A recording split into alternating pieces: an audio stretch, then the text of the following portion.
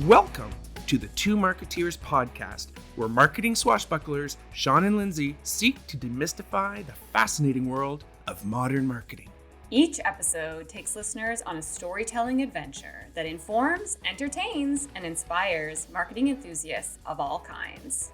And now, here are your hosts, the two marketeers themselves, Sean Patrick and Lindsay. Wow! Yeah! Woo! Take the stick! Hello. Hi. I wanted to do a casual creepy hi this morning. It wasn't creepy. Oh, let me try again then. Hello. That's my New Year's resolution, increasing the creepiness of my highs to people. Oh. I know, it's a new vibe for me. Hello. I'm going to be using this podcast as my sounding board, if everyone's fine with that. Well, it's what it is it not? I mean, they have to be, because they don't get a choice. All the listeners out there. Sorry. I'm sorry. Well, hello, Lindsay. Hi, Sean Patrick. How are you today? I'm great. It's actually quite a nice day. I thought it was going to start off like freezing cold, and it's not that bad. How's that really? for optimistic? Yeah. It's not. That's where we're at now. How are you not that bad? Not that bad. Not as bad as I was 5 minutes ago. Yeah, now I'm slightly better. The not so walking dumpster fire, is that what we call it now? Oh my gosh. So our for if anyone's just randomly listening to this episode, our last episode is called I'm a walking dumpster fire. I've gotten so many people say like, me too, you know? I'm also a walking dumpster fire. I think someone actually sent us a perfect emoji combination of a dumpster and fire. Yeah. Thank you. Thanks, Meg. Trash can bomb. Right? Trash can bomb. Ooh, that's a whole other one. I like that. Yeah, that's a smaller scale. That's like just a little like mini A trash breakdown bomb? Is a trash can bomb. And then you work up to being a full dumpster fire. Walking dumpster fire, yeah. That's even worse because the last thing you need is a dumpster fire that's moving around. It's hard to contain in that way. Got it. Anyway, this means nothing. So how's your morning been? What have you been up to? Well, You went for a run. yeah. I'm doing the couch to 5K, which I've never done before because usually I'm okay to just run 5K. Like, I don't love it, but I can do it. But I'm just getting old. It's like, oh, my hamstring hurts. My knee's been hurting.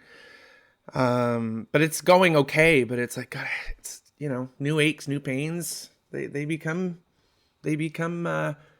impasses when one wants to start a new thing. And don't you find that it's worse because we're not out in the world? I feel like it's my aches and pains are worse because I'm like sitting all day. Like you're not like going to pick up from school and going to grab a coffee. So there's not like the walking, you know? Yeah, it's the oot and a boot us Canadians like to do, right? Oot and a boot. Where's the walking? Where's the oot and a boots? So you need a bigger house. That's the problem. Yeah. Get a bigger house. A lot of stairs, but get a bigger house. Yeah. Are you doing like a program? Is this like a Nike thing or? Yeah, it's actually been around a while. It's called Couch to 5K. Oh, literally. it actually is called that. Yeah. Oh. Let's first talk about how I hate running. But for some reason I feel compelled to do it.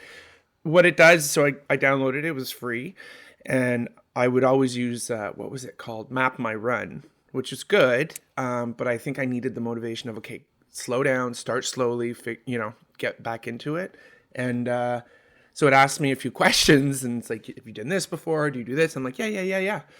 And then it starts like me what like, kind of questions?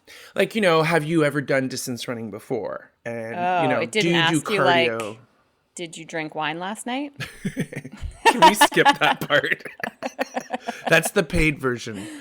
Oh yeah, that's when you unlock that. Yeah, secret. I have to choose to unlock that. But anyways, it just asked me the questions, and then it's like, okay, you're ready to go. And it moved me into like, it's an 8-week program. It moved me into like the middle of week 5, and I'm like, wait a minute. I didn't. The option to move yourself back? You can. And I did this morning because it was like I did it on Sunday, and it was really good. No problem. And then my knee started hurting and my hamstring, and then I thought, give it a rest. And I did other stuff instead. And then today I just was like, I got to do this. So I was really careful, but we'll see. Yeah, I feel like there needs to be more qualifiers in this kind of survey, not being like, have you been long distance running? Right now it should be like, did you drink wine last night? Did you Are stand you in up a global yesterday? pandemic? Do you have any symptoms that make you feel like you might have COVID even though you don't have it because that's just your normal body functioning, like a runny nose? Or Have you been locked inside with your kids for a year, in which case you're probably run away from your house faster than you might normally? You just want the one-way track. You don't want the loop. Yeah. Are you interested in running back home? If not, we need to know that.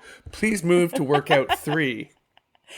Have you been eating nothing but candy since October because you've been locked in your office, which is also your bedroom, and you've been hiding all the Halloween candy in there? Okay, and we're you've been approaching the eating it fire. alone? You're getting too close to the dumpster fire, Lindsay. Yeah, that should be a question. Do you feel like a walking dumpster fire? Would you want to be a running dumpster fire? B, a simple, what was that? Trash bomb?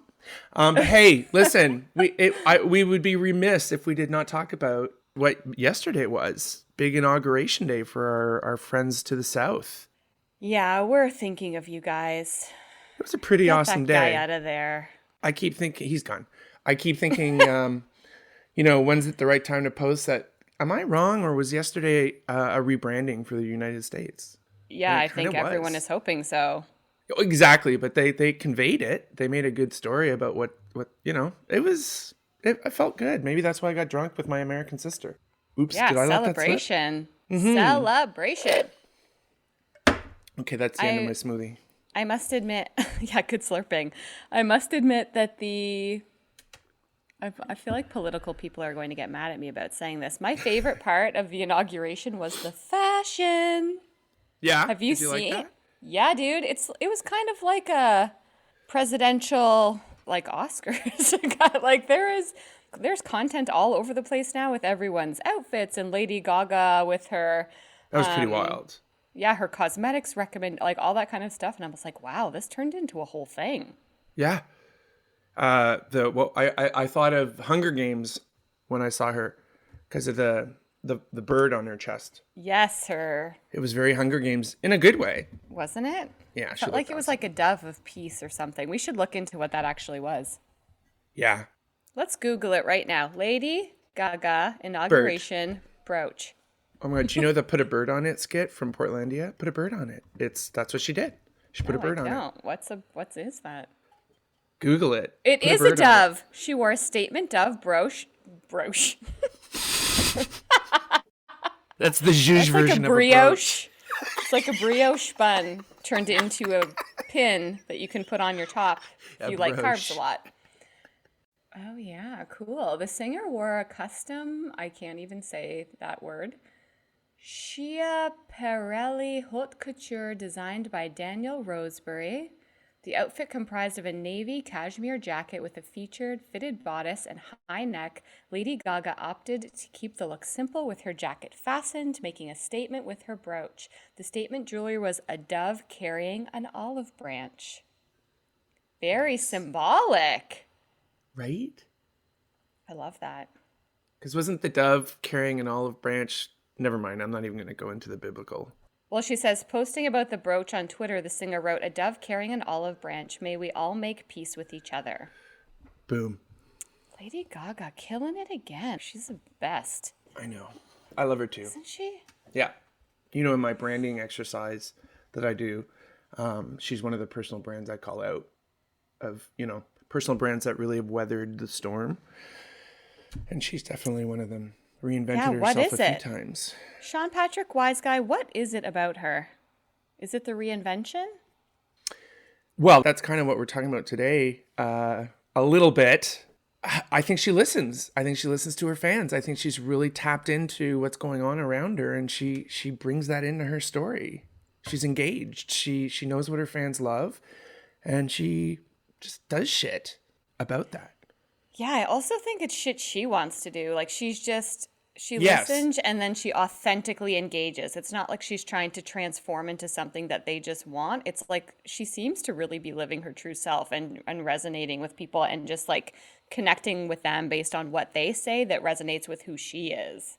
Exactly. And then choosing the bits of her that she feels are relevant to the needs. You know what I mean? Like you said, Right. yeah, it's not just, oh, what do they want? So go do it. Is, oh, what are they looking for?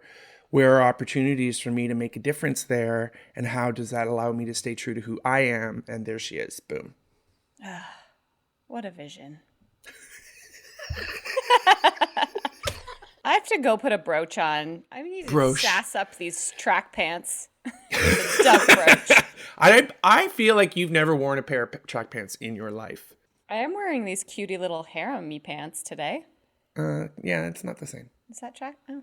You know, like you'd say, nah, we're not doing that. Yeah, right. I wish I showed up to this podcast in what Lady Gaga was wearing yesterday. I should have done that. Right? I'm really losing it here. Losing your edge? Well, then let's get that edge back. Let's do this. Lindsay, what are we here to talk about today? This beautiful day in January. Okay. We are talking about listening. Listen up. See, Lady Gaga's like, can you stop singing, lady? Yes, so I got this email that, again, got kind of Sean Patrick and I riled up.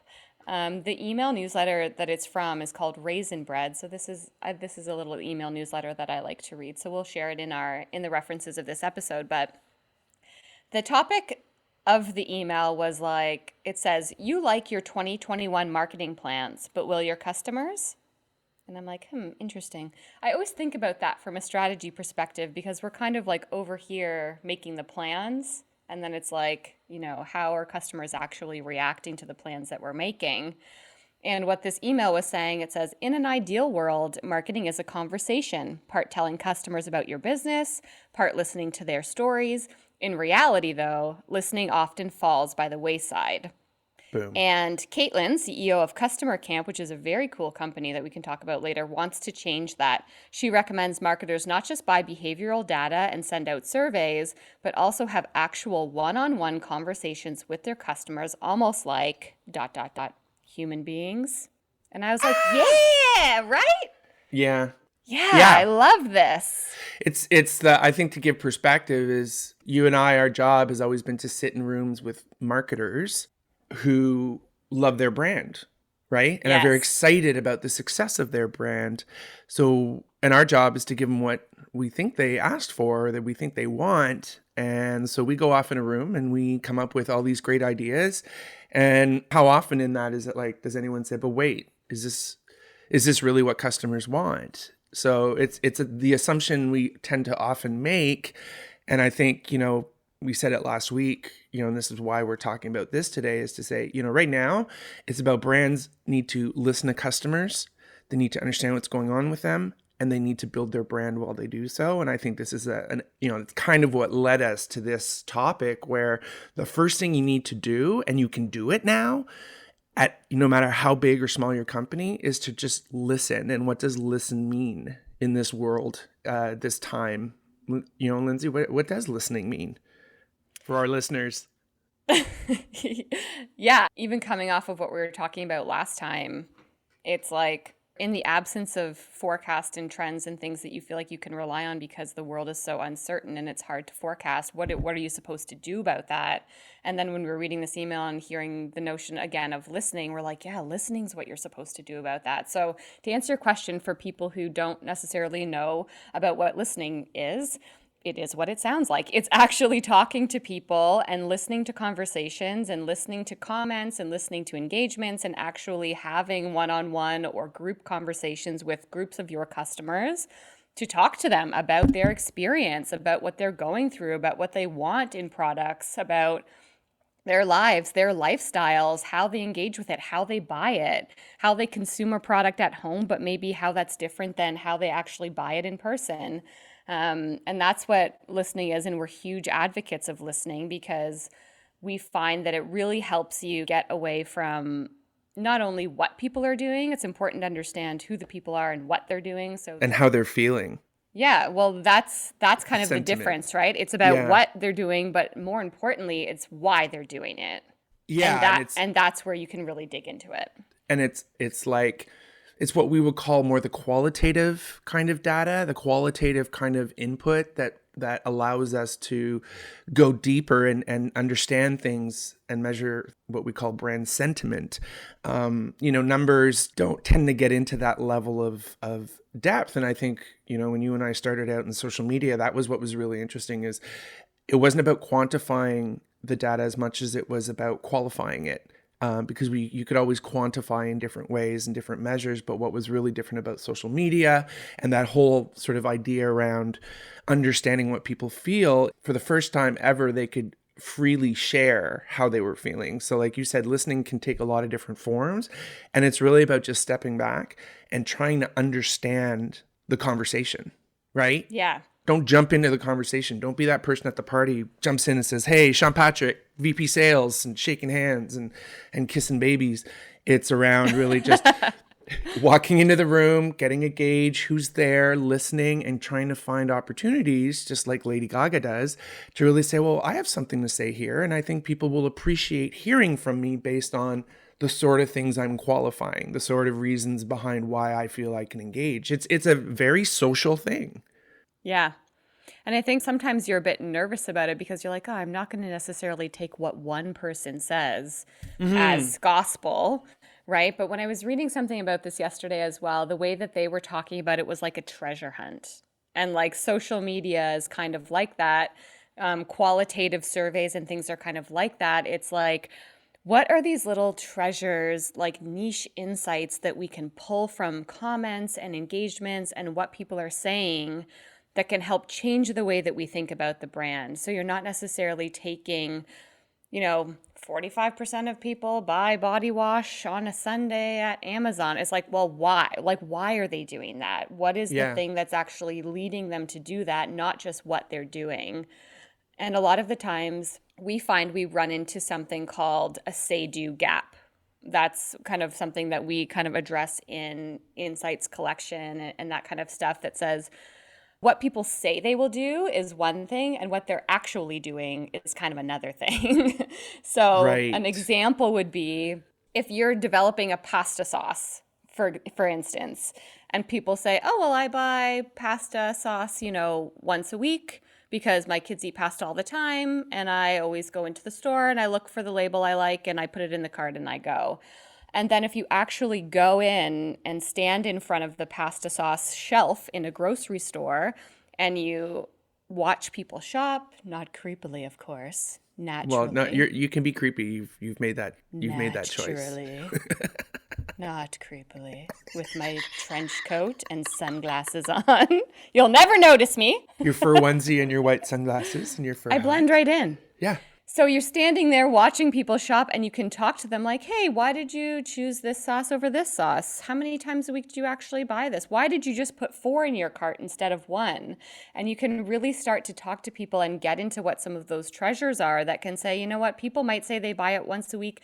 They actually are doing something called pantry loading where they see it on sale and they throw a bunch in their cart and they're not buying it for 6 months. Especially now, right?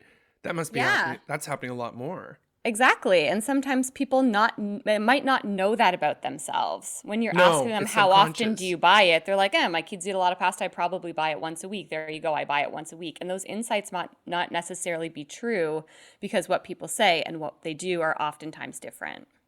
So that's where listening can be so valuable. It's like, get out there, talk to people, actually follow up with someone who's purchased your product, talk to them about the journey they went through. How was it? You can find such interesting little treasures in there that can help really find some niche insights that can change the way people shop your brand.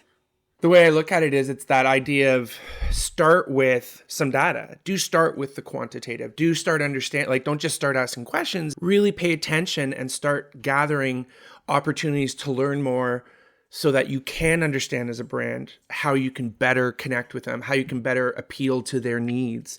So it's that idea of now, especially for brands, being an emotional connection is what they're trying to do with consumers, is start at a level that's like, we know you, right? Like we understand that, that you do this. You start at that very clear level of I know something about you, then you have the opportunity to truly ask questions that just by virtue of those questions you choose, you're engaging them. Do you know what I mean? Yes, Like, definitely. it's The not like quantitative what's your helps you name and understand how who old to are you? talk to, Yeah, and the qualitative is really helps you understand the why the behind why, what those people are doing. right? And that's so timely because that's exactly the kind of stuff brands need to do right now is understand better because it's a fickle world out there. And we said this last week is, if you're not taking the time to listen and understand your consumer and with that, based on what you find out and based on engaging with them, how do you build your brand accordingly with the right people and be authentic to them? That's really kind of the goal you should have. And today it's about, you start with listening. It's actually a practice. It's a practice that's very relevant and daily for Lindsay's world. Correct? When you're talking about big brands, listening is often one of the key services you provide. Is it not? Yeah, yeah, From an definitely. agency. Definitely. I wouldn't do any sort of recommendation without listening. There's no way that I could tell you a way to go or interesting paths that you may not have thought about had I not taken the time to do that. And the biggest thing I find with brands and stuff is it is just that. It's taking the time to do it. It's figuring out how you're actually going to go and actually talk to people, whether it's standing in a grocery store and watching them, which you 100% should be doing, or whether it's spending the time to go through the social media channels and comments and pull out some of these things. But then even once you've spent the time to do it, it's knowing that you're actually going to do something with the information. But with clients and with brands, and if you're a marketer or a strategist trying to figure this out, it's the difference between saying you're a customer-centric company and wanting to be it and actually putting it into practice, because it's the time required and also knowing what you're going to do or that you will even do something with the information that you find. Well, I think it comes down to, put your money where your mouth is. 100%. Right? It's where our budget's going to go. And these budgets that have been frozen, no one knows how to spend their money. And that was kind of where we got frustrated last week with these forecasts that are really not any benefit for the long term. It's around companies, CPG companies, brands, all of them are going to have to make that pivot to say, you're going to need to spend your money differently. And listening is, as an example, is one place to say, so if you're going to pivot and say, we are becoming more customer centric than we ever have, then right now it's about, that doesn't happen for free. That's not just changing people's roles and getting people to focus on different things. That's an investment. And that's a fundamental It's a commitment. Pidget. It's a pidget. A pigeon? Yeah. Is this a dove brooch thing again? It's a pivot. And with pivots, start at the top with big shifts in where you invest. And I think this is where, Lindsay will tell you, if you don't start listening to your customers, what'll happen? Well, it's like right now when you're not sure what customers are doing. So if you don't start listening to what they're actually doing in the moment, next week, the next week after that, then your brand is going to end up falling on deaf ears because it might not be as relevant as it could be. Yeah, I think you said they're fucked, but maybe we should take that out. Did I say that? Yeah, we said that in the conversation. Remember we were talking about this? Last And you're night? I mean, in the name of authenticity and transparency, I did say that. And I do believe they're fucked if they don't do this. Yeah. As objective as we can be, it's kind of true. So how do you listen? What are some of the practices that literally are practical for people to take away with this? Yeah, I would say it's not hard. Like the first part is really integrating as part of your process that you are going to do this. So the next time you want to create a new product, the next time you want to redesign your website, the next time you want to do any of these types of brand initiatives, put in the process of, okay, if we're going to create a new pasta sauce, I'm going to keep going on that train because I love carbs right now. It's the winter. I'm hibernating. Then you have to say, okay, as part of the beginning of this innovation process to make a new product, we're going to actually go out and listen to people. And then you're going to say, how can we actually do that? We have channels in which we can listen. We have social media. We're going to do a scrape of our social media platforms to see what people are talking about. We are going to go into actual grocery stores. We're going to stand in the aisle. We're going to talk to people about why they chose one over another and what they're looking for. We're going to observe their behavior.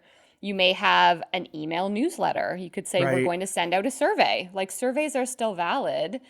And pasta sauce is obviously a very cheap and cheerful example, but like buying a car, call them after. Yeah. Yeah. Because they're clearly loyal. They've made a commitment to your brand, right? Yeah. So it's, How was yeah. it? How was the experience? How did you first start to decide that you wanted it to be a Ford? All of these Yeah. questions are completely valid. And if anything, your customers are going to thank you. And even For that listening. moment of asking them how it was, you're building brand loyalty right there, even by just asking. Really, even in asking them and the quality of the questions themselves is deepening the relationship, because it's like one of the best ways to show that you want to listen and you are listening is to ask the right questions. Just like a conversation at a party. People I find the most engaging are those who, of course, absolutely seem engaged, but they're asking me questions that I'm excited to answer, because it's like, oh, that's a great question. Yeah. So like you said, just gathering that information is just as powerful from a loyalty or engagement standpoint as it is the data you get from it. I completely agree. And showing people that you're listening, like a little quick example is I got an email the other day from Alicia Keys' skincare brand. I'm doing a lot of skincare research lately for one of my clients. And the email said it was from Keys Soul Care. That's the name of the brand. And the subject of the email was, "You asked, we listened." That was it. And I was like, what is this? And I was like, cool. So I opened the email and they had launched a fragrance-free version of one of their skincare products. So I'm like, what would have led them to that? They would have just listened to what people were saying. I'm sure even if you're like, okay, I can't phone my customer who just bought a pasta sauce. That's unrealistic. Okay, go online, look at And reviews. creepy. Can I just give you that? Is it? It's not creepy. It's strategic. Okay, sorry. That's Yes. my next tattoo. It's not creepy, it's strategic. Love it. Yeah, right? Like they must have been listening to the reviews, to what people are talking about, to any social content. There must have been people saying, like, the fragrance is too strong. I don't want fragrance. So, bingo bango, they released a fragrance-free version of that product. Like, it can be as simple as that. But the fact that also then they use that as a key message. You said we listened. I'm like, yeah, that's a cool brand that's actually paying attention. As long as they do, right? Because they'll get called out if they say that and don't. Well, yeah, they did. Like they did the action before they said it. It's not like, we're a customer-centric brand. Tell us what you think and we'll do something. And they never do anything about it. They did the action before they showcased the message. Okay, so I sent you a link yesterday, and it's just something to park for later. A term that I hadn't heard of, and it's called story doing versus storytelling. So story doing is the new storytelling. Do you love that? Dang, I do Yeah, love that. that's kind of what's happening. Brands do something and then talk about what you did and engage after it's done. Not understand your consumer, talk about your brand to that consumer. It's not that. Yeah. It's story doing. It's the new thing of 2021. And no more relevant. Yeah, no more relevant is that than COVID, right? It was like, don't be like on Instagram, hello, We're here with we're you. here for you. We're all in this together. It's like, tell me that you donated to the food bank. Tell me that you're sanitizing my cart. Tell me that you're figuring out a way for your product to be delivered to my house. Like, don't be like, we're in this together without any proof that you're Yeah. actually there for me. Yeah, and we're going to be launching an episodo after this episode from Podcast Camp. I go on a rant early in COVID being like how offensive it was for me from a brand that I was loyal to. They did exactly that repeatedly. We're here Yeah. with you. Now here's 30% off. And you're like, And that's when you're like, you're not listening to me. you're not. So how do you get So stop consumers in their talking. minds to say, you're listening to me, I love you, versus like, you're not listening to me, I'm moving on from you? Yeah. So you got some examples? I have one killer example, Okay. which I like because, it's not all marketing people who listen to this podcast. So this is a very widely known example. I would say a famous example. But it comes from, I like the background of this example. So Old Spice, that's our example. As I was thinking about this, I'm like, what's best in class example of social listening or brand listening? I'm like, it's Old Spice. I'm like, I know that it was in 2010. I get it. But they did, like, it was such a progressive thing that I don't even I feel like love it it. was that long ago because it's so Because progressive. it just rings true, and it was like game changing for the entire industry. Completely. So this is where it comes from. So they talk about the grooming and personal care industry is obviously very saturated. It's very competitive, and it's very hard to differentiate too, right? You're walking down the aisle, there's Dove, there's this, there's that. Hundreds of products. You can't decide what's right. And it boils down to kind of top of mind awareness. So which brand is in the top of your mind when you're going to buy it? That's kind of where it comes from. And as first to market, Old Spice invented body wash for men. So they were the category leader in creating body wash for men, but then obviously competition was quickly catching up. Sure. So they have over 70 years of experience in the personal care category, so they should know what's up. Old Spice is a seasoned player. They had an understanding of the market, but in 2006, they had lost significant market share. And so they looked to Wieden & Kennedy, which is a world Big. famous global advertising agency, to help them stand out. And when Wieden & Kennedy was doing their research, probably talking to people and listening to what they had to say about their purchasing habits, they discovered that 70% of the people who were buying this stuff, it was women, it wasn't men. So they had to change. Because they want their men to smell fine.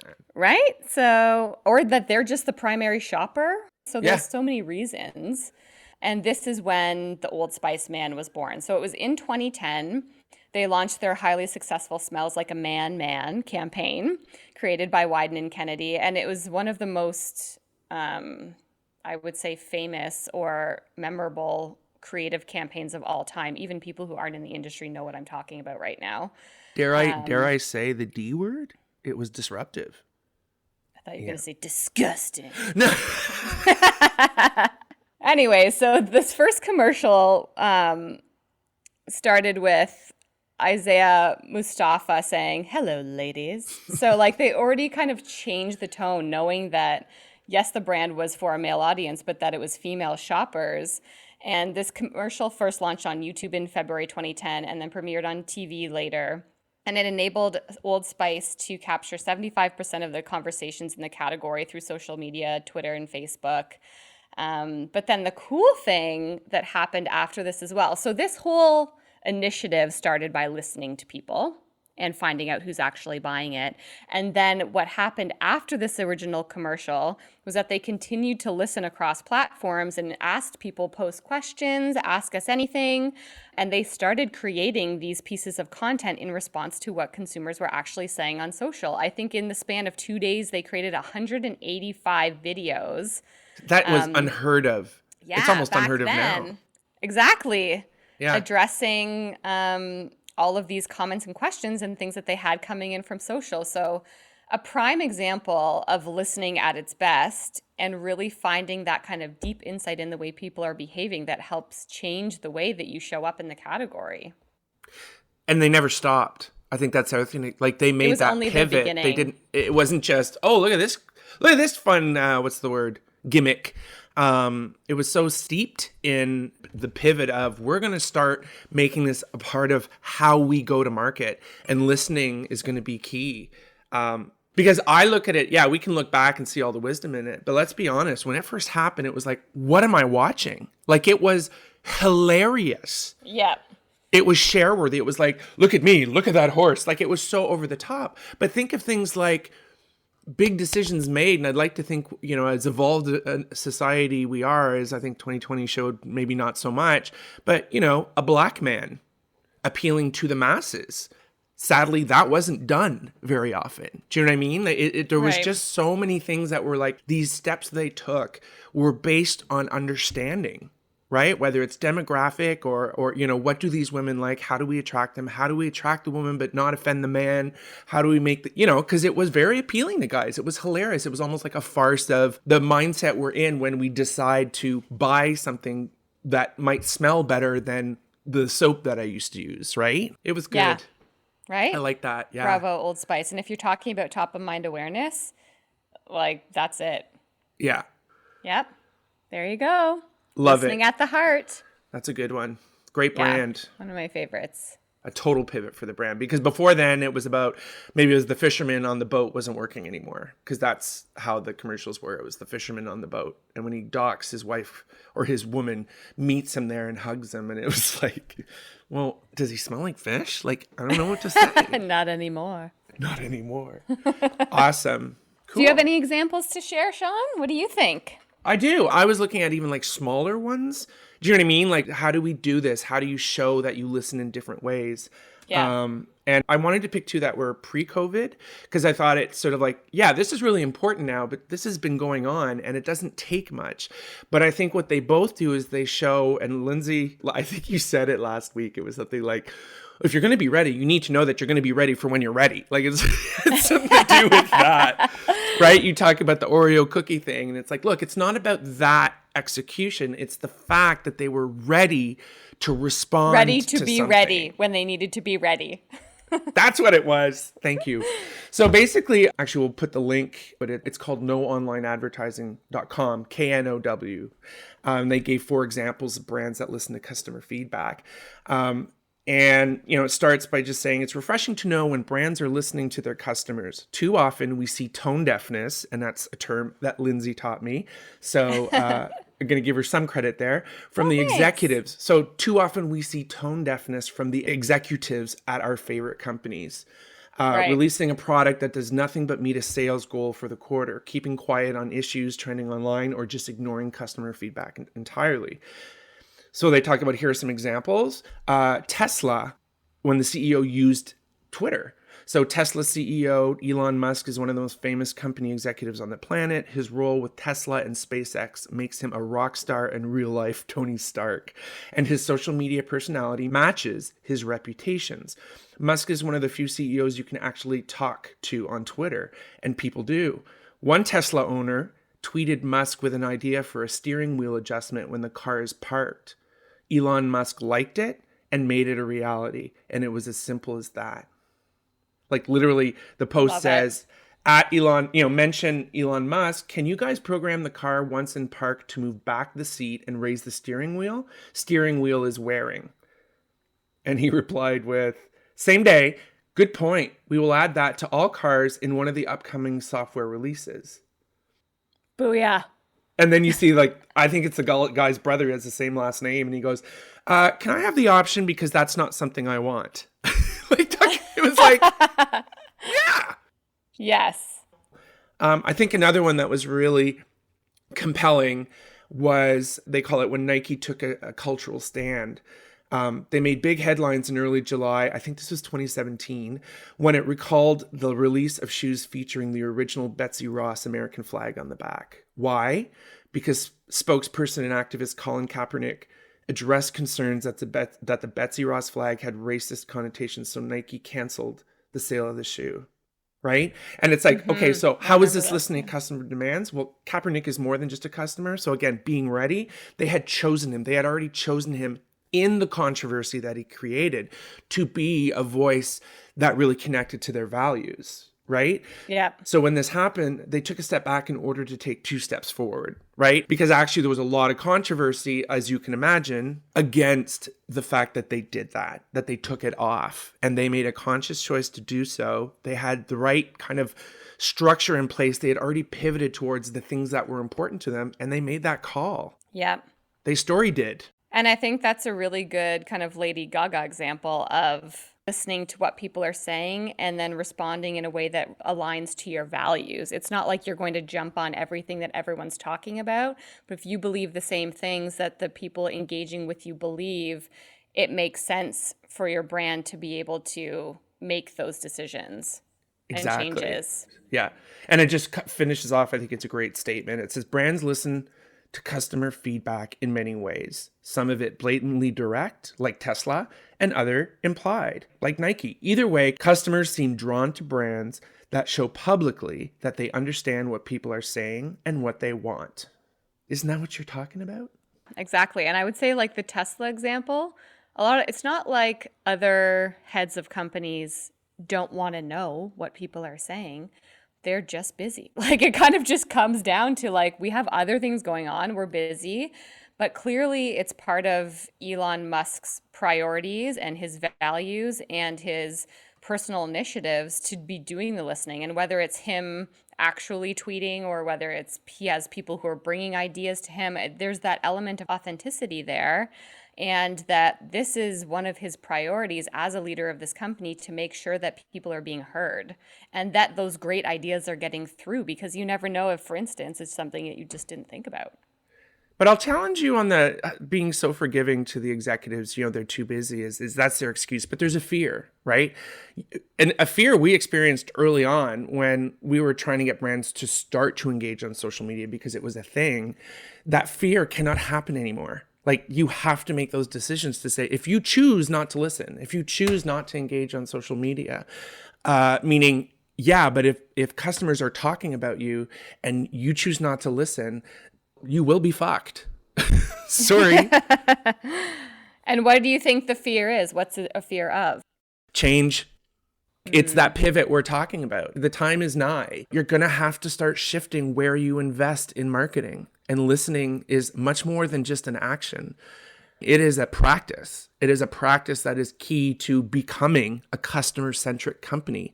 And across the board, all the analysts, all the strategists, business are saying this is where the change is happening now. You have to put the customer first. So if you choose not to listen, that's my point, is I don't think a lot of the companies have made that true strategic shift to saying, we got to do things differently and we got to stop spending our dollars on this, this, and this. And what are we going to do to put our money where our mouth is as an organization? Yeah, I totally agree.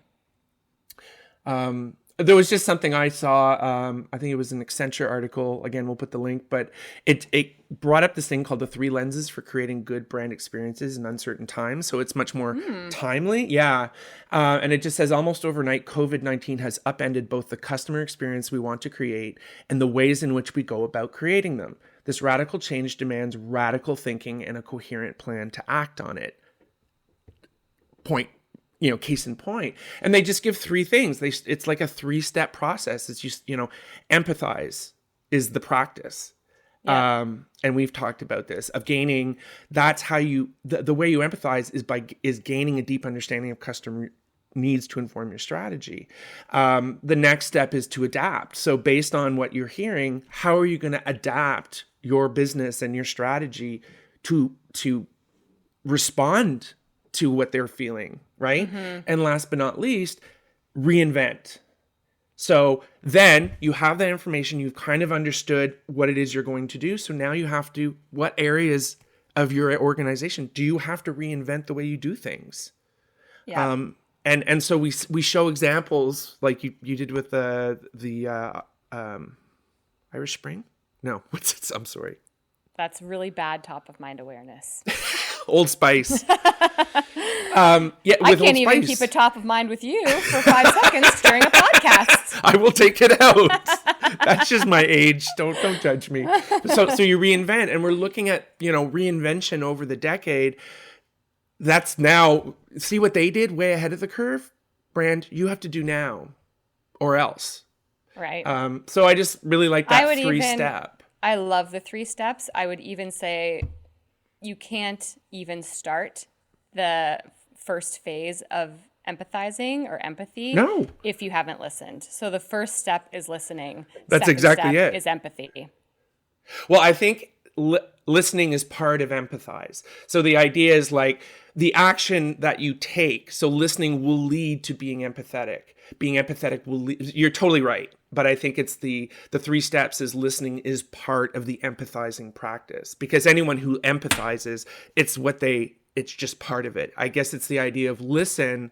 Why are you listening? Right? Because some would argue, well, data is listening. Getting the data and watching is understanding what our consumers do. It's like, no, listening starts at a point of for the means of truly understanding them. So you decide, like Lady Gaga did, that I'm going to, in order to empathize, she's always empathizing and listening and adapting. That's where listening is the spark. I just think it's an important distinction to make, is that you can't necessarily just get third-party random research and say that's you listening and you're going to empathize with that. It's about getting to the deeper source and sense of why, which is paying attention to what you're empathizing with. And you have to empathize with true consumer deep insights, which is where the listening comes in. Are you done? No. Listen first. Yeah. I want Duly them to noted. rewrite that article with listening as step 1. Okay? And I will not rest. Duly noted. Well, listen up. Literally. Literally listen up. Listen That's up, all we wanna brands. say. Yeah. Yeah. Our final takeaway, take the time to listen. It will get you far. Do you think you got that through? I hope so. We'll see. It's been great. Thank you for bringing this topic. Thanks for getting all fired up. You're welcome. Thanks for bringing in the great examples as well. Really fun chat. Have a great week, everyone.